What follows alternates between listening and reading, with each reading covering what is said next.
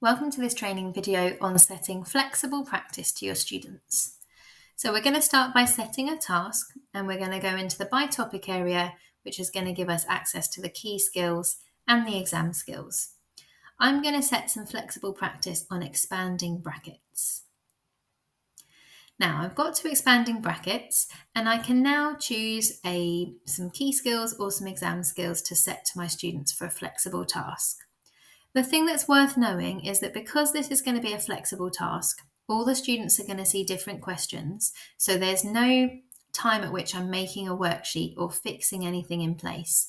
So I do recommend that you make use of the example button just to make sure for each key skill you've seen what the question will look like and you've used the refresh button just to see the level of variation for that particular key skill. This is just going to help you visualize the kinds of questions that the students are going to be getting on their worksheet, and it's just going to avoid any surprises from your end. So you can select a few key skills. For example, I could select it like this. I could select key skills from more than one particular skill if I wanted to. Or I could select all of the key skills from a particular skill.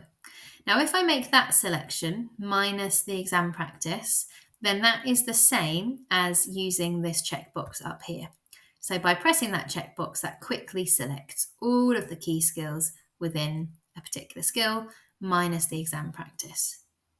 It's worth knowing that you cannot mix exam practice and key skill practice and try and set a flexible task. If I do this, set a task, then up comes a note and it says, because I've mixed exam practice and key skill practice, the flexible questions option is not available. Okay, so I'm going to set, just for visually to help you see, I'm going to select all of these key skills here. Now, just before I set the task, it's worth pointing out the difficulty level for each of these key skills. So I've got difficulty 1, difficulty 2, difficulty 2, difficulty 3, and difficulty 4. That's going to be helpful when I consider differentiation. So I set a task, and in this case, we're interested in setting flexible questions to our students.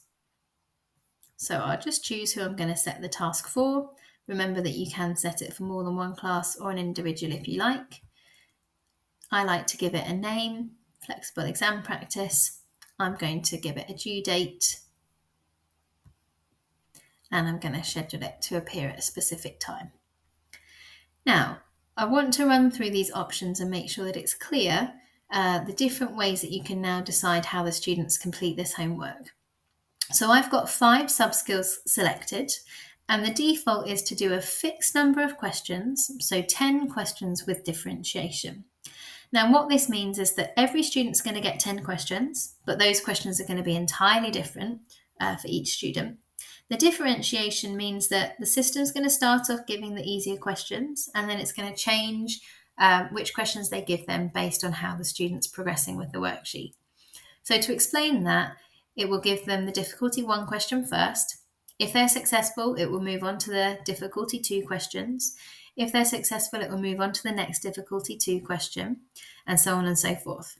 At the point where the student submits an incorrect answer, it will keep giving them questions on that particular key skill until the student is successful, and then it will move them on to the next key skill. So with these 5 sub-skills, if the student does get all 5 questions correct with no mistakes, then the remaining 5 questions will just be pitched at that difficulty 4 level. Now, if you find that that doesn't actually sound like that's the right way that you want it to be given to your students, and actually you would prefer to have students have equal exposure to all of the different key skills that you've selected, then instead you could say that you want to have 10 questions interleaving. And in this case, the student will see 2 of each of those sub-skills, and it will just cycle through your selection. Again, you may want to up that to 15 questions, and then the student's going to see 3 of each of those sub-skills. You can do the option where you say neither instead. The other way that you can do it is you can say that you want the students to provide you with a given accuracy in order to be able to finish. So in this case, for each of the sub-skills, they would need to get the last 4 out of 5 questions correct, and then you can decide if you want the questions to interleave or not. So you could change this to just say, I want you to have the last 2 out of 3 questions correct on each sub-skill without interleaving. In this case, this would technically be an infinite worksheet, should it be the case that the students are really, really struggling. But you can always put a time limit on the worksheet if you're concerned about that. The benefit here is that you can guarantee a certain level of exposure to each of the sub-skills, and it means that when the students are struggling with a particular sub-skill, then they're going to see more of that sub-skill before they move on. So here, the student is guaranteed to have to answer 2 questions before it will move them on. And again, you can say, well, I need you to have 100% accuracy before I move on. Now, on the right-hand side, these options are the same as the options for when you're setting a fixed worksheet. But it's worth kind of considering some of the subtle differences, particularly around reattempting the questions. So warn when wrong, you can turn that on or off. This is essentially at the point at which the student submits an answer and it's incorrect, up pops a message that says wink, wink, and they can change their answer there and then, and they get one more opportunity to submit the right answer. You can prevent reattempts, which means that the student's only going to get one go at the homework.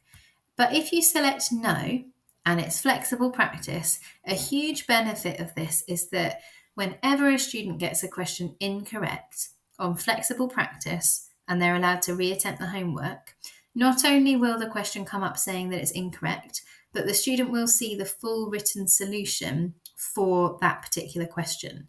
The reason being is that the next time they get a question, it will be entirely different, and that question that they've got incorrect will be entirely different from anybody else in the class. So we can give them the full solution and the full written method to that question because it's going to aid their learning, and there's no chance that they would be sharing that answer with anybody else, or chance that they would be using that answer to resubmit later on.